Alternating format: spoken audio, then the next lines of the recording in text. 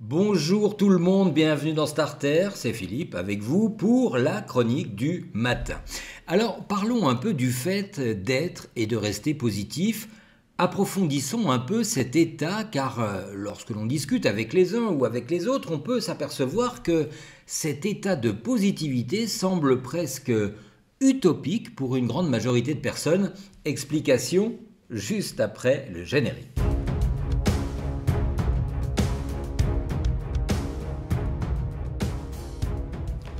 Alors, c'est quoi être positif? C'est quoi avoir une attitude positive?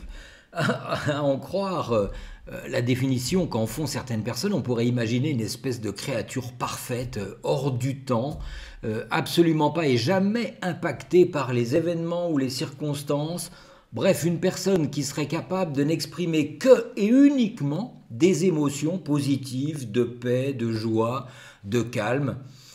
Une forme de perfection divine incarnée sur Terre. En toute franchise, si vous pensez que c'est cela, être positif, je crois que vous vous fourvoyez complètement.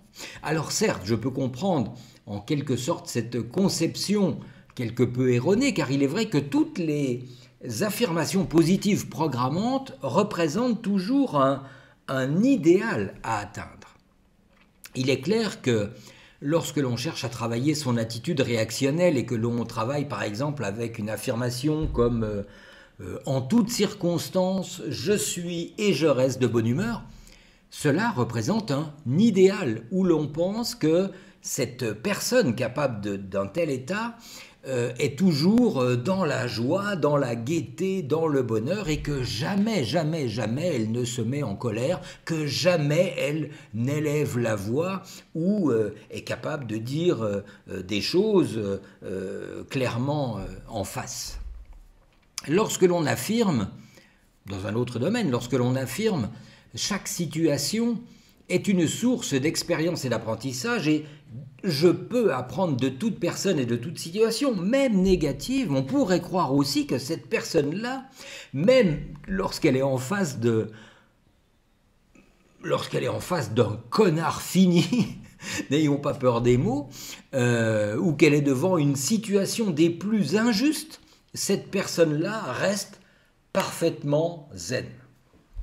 Imaginez bien que ce n'est pas tout à fait cela, être positif. Non, ce n'est pas une espèce de bonhomme pasteurisé, dénué de toute forme d'émotion et de réaction négative. Alors essayons de faire plus précisément un portrait robot de ce que l'on pourrait appeler un être positif. Pour moi, un être positif, c'est quelqu'un de courageux, qui va de l'avant, qui a une multitude de rêves et d'objectifs à atteindre, même si d'ailleurs il en a bien plus dans sa liste que sa capacité à tous les réaliser dans une seule vie. Mais ses rêves et ses objectifs sont pour lui le carburant qui lui donne l'envie, la force, l'énergie pour avancer, pour se battre contre vents et marées, pour aller de l'avant. Et même lorsqu'il doit, parfois, abandonner sa route parce qu'il est dans une impasse, eh bien, il n'abandonne pas. Il change ses plans, il change d'itinéraire, mais il continue. En fait, c'est un être déterminé, compréhensif et bien souvent exigeant avec lui-même et de ce fait exigeant avec les autres, car pour faire bouger le monde, bouger les autres, il sait qu'il doit donner un exemple et qu'il faut parfois et même bien souvent savoir donner une petite tape sur les fesses, pour ne pas dire un coup de pied au cul, pour faire réagir et avancer les autres. Non, pour moi, un être positif ne supporte pas tout et certainement pas ni la mauvaise foi des uns et des autres, ni même la nonchalance de certaines personnes ou encore le manque d'engagement ou le manque de parole de certains ou de certaines. Et il réagit à tout cela, forcément, parfois avec un verbe qui peut être tranchant. Et je suis désolé, mais un être positif ne va pas se laisser marcher sur les pieds. Et il va réagir à cela en disant les choses, en exprimant clairement son désaccord, mais certes, pas en attaquant une personne ou en l'injuriant, ce qui n'avancerait absolument à rien. Et là, pour le coup, ce serait plutôt la démonstration d'une personne plutôt négative s'il se laissait aller à ce genre de dérive. Oui, je pense que l'on peut et même que l'on doit exprimer clairement un désaccord, dire à l'autre que son attitude dans telle ou telle situation est parfaitement inacceptable. On peut même décider, pourquoi pas, de rompre certaines relations avec des personnes avec lesquelles nous sommes en opposition. Mais cela ne donne pas le droit de traiter l'autre d'abruti, de connard ou de tout ce que vous voulez.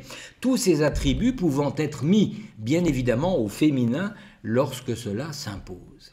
Mais la différence d'un être qui serait lui plutôt négatif, c'est qu'une fois que cela est dit, une fois que les choses sont dites, posées, que le point de vue a été exprimé, un être positif ramène le calme en lui, il passe à autre chose, il zappe et ne ressasse pas durant des heures ou des jours ou des mois ou des semaines, et cela justement parce que dans le fond de son cerveau tournent des programmes comme « je peux apprendre de toute personne et de toute situation » ou encore « en toutes circonstances, je suis et je reste de bonne humeur ».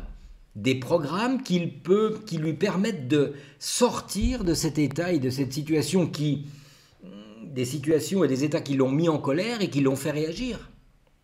Et donc, parce qu'il peut en sortir justement, il n'a alors aucune raison de faire supporter sa mauvaise humeur aux autres. Il n'a aucune raison de se montrer même suspicieux envers toutes les autres personnes parce qu'une personne a été à la limite de la malhonnêteté.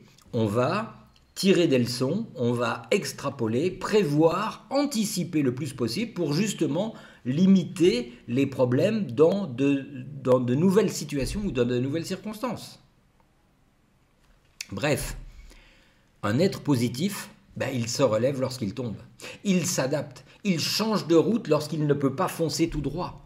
Il a pour objectif et pour idéal des comportements idéaux et encore une fois, c'est à cela que servent les affirmations positives programmantes. Et il y en a une multitude. Je vous en ai donné 2 en exemple dans ce starter, mais je pourrais encore vous en donner beaucoup d'autres.